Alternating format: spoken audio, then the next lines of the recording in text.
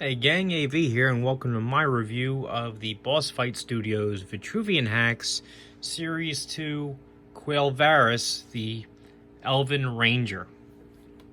Here he is in the packaging. As you can see, he is a carded figure in collector-friendly packaging, which means that you can remove him from the package, examine the figure, put him on display, and then put him back in the package if you wish. As I've said in previous videos, all that means to me is that you just have to be that much more careful that when you buy one, you make sure that all the accessories and everything he's supposed to come with are still there, because accidents happen, not necessarily because people are trying to rip you off, but sometimes they forget to put everything back. So, without further ado, let's have a look at the package itself before I go off on a tangent. But anyway, if you're interested about what HACK stands for, because it is an anagram, it says Highly Articulated Character Kit System. And just in case you haven't actually seen any HACKS figures before, what that basically means is that the vast majority of the accessories and body parts are interchangeable amongst other figures in the series, which allows you to customize and kit bash to your heart's content and make a near infinite range of different characters. The sky is the limit. Your imagination is, the limit to what you can do with these things, and that's one of the main reasons why I love them so much. Anyhow, here's the front. Card art is always very nice. They have a magnificent artist that works on these things. Always very impressive card art for the figures. There's the figure himself. You can see him in the blister bubble, with the vast majority of his accessories visible. Let's flip it over, and right away you can see that he has a file card, which I love. As you can see, it is round about the same size as your standard G.I. Joe file card, which means that you can clip and save these just like you did back in the day for your other figures. If you would like to read the card, feel free to pause the video and do so now.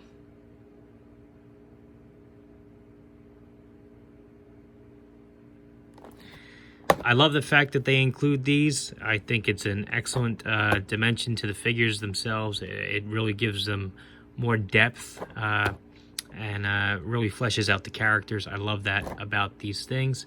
Here are other figures also available in the series. This is the Series 2, which is focused on fantasy. Excuse me, I got a little tongue-tied there. But anyway, I have all of these figures. I've reviewed a lot of them already. Be sure to check my channel and keep coming back, because I will have reviews of every single figure in this series before too long. There is a QR code there at the bottom of the packaging, which will take you to the Boss Fight Studio app, and you can purchase your own figures there. And without further ado, let us utilize the collector-friendly packaging by flipping this tab up and over, and then sliding the card out to remove the figure and have a look inside.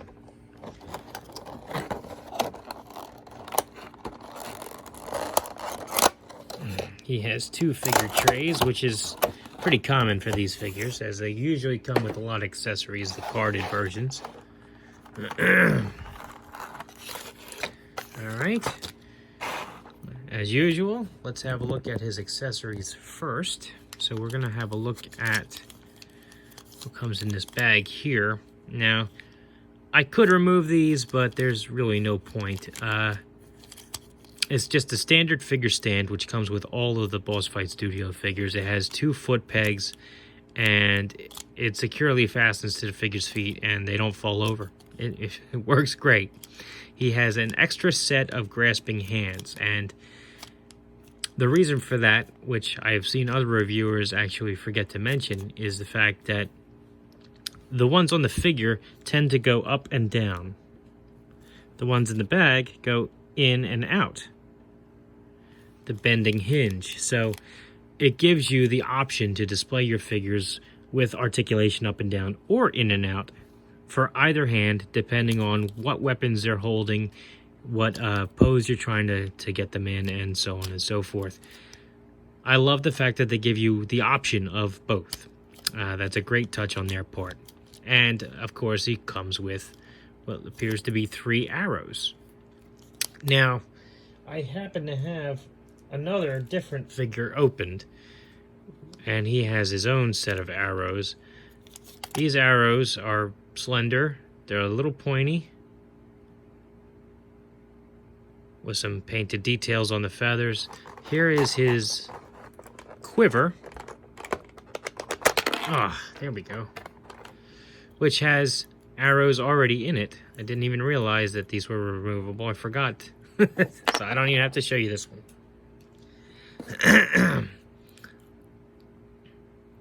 So these come out. And these are extra. You can include these in it. We'll have a better look at the quiver in a minute. Let's see here. He comes with this extra backpack, which I will clip onto the figure in a second. He has a bow. And the first thing you'll notice about the bow is that there's no string.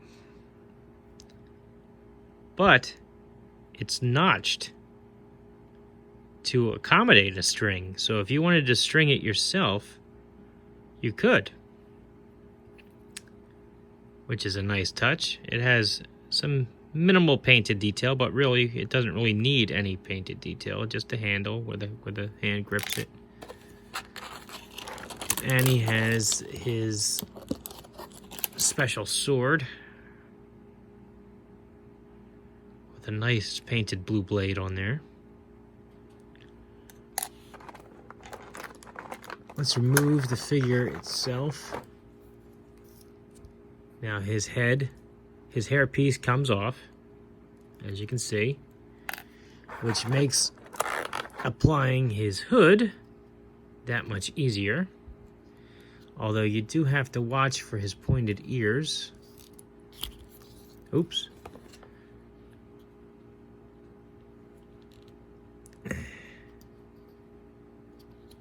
Actually, it may be easier to go in through the front, huh? Yes, it is. Much easier to go in through the front.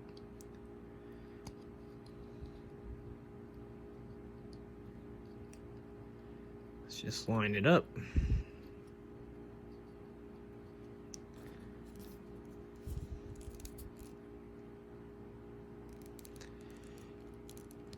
There we are. So now he's wearing his hood. Oops, you're off camera. Apologize about that. I was focused so much on getting his head on. So that's pretty good. That looks pretty decent. I like that. Keeps his face in enough shadow that he can actually kind of look a little menacing, huh? It's pretty cool. Alright. Here is his cape. He's got a peg hole in the back there, which will accommodate this thing, which is his added backpack.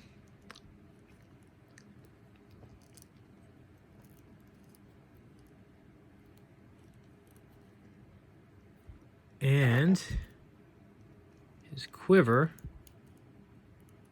can plug into that. It can, I promise.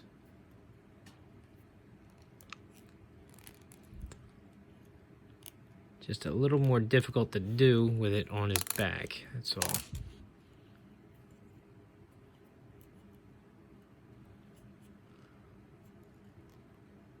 There we are.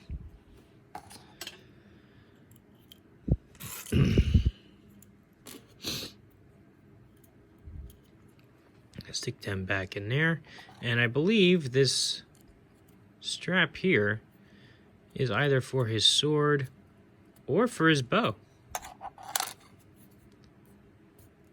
So so that he can store all his stuff on his backpack, which is a huge added bonus for me. That is definitely something that I look for in a figure, and when I find it, I am impressed to no small degree. It is definitely a huge mark for me when I find that, and that happens when he can actually hold all of his accessories.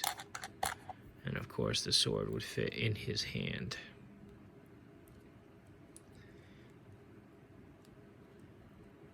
Although I'm gonna have to bend his figures a little bit to get his sword in, because most of these figures come with a pretty tight grip out of the box, so you gotta bend the fingers a little bit just to get their stuff in there. Very cool. Very cool. Alright. Let's strip him down a little bit some more. Get that stuff off of there. Let's pop his head off, remove his hood. There we go. Because he's got one other thing I haven't shown you yet, and that is his alternate head. This is a masked face, which I'm glad they included, because now, this being the first... Oh, come on, get out of there. There we go. This being the first male elf that they've released in the line, it enables you to army build them. And of course, you put his helmet on, or his hood on top of that.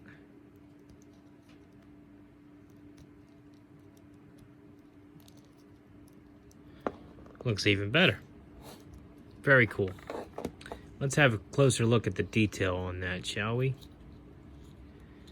Alright, come on out of there. I like the look of the hood, but getting the heads in and out is kind of easier said than done.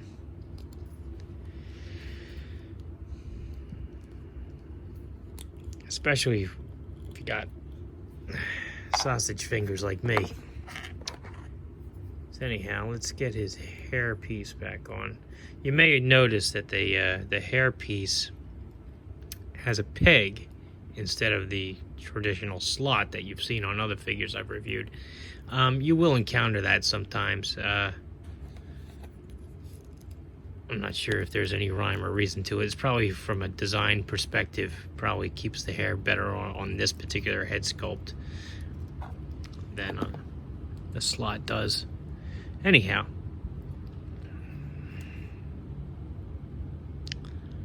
it's a very nice detail on this. Let me see if I can get the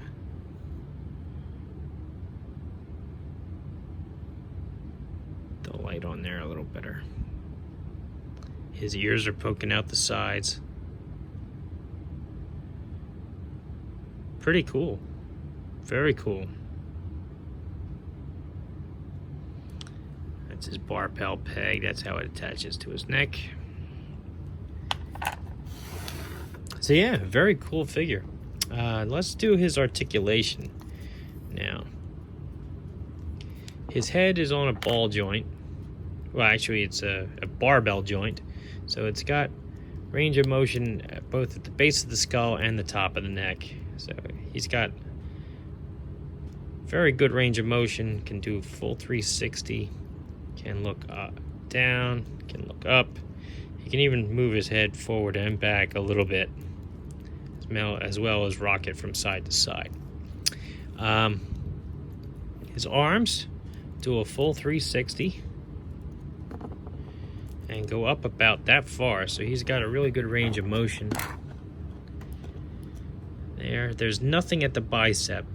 His elbows bend 90 degrees up and about that far down. Oops. His elbows also can rotate almost a full 90 degrees. It is the hack system, so you can actually remove body parts at will.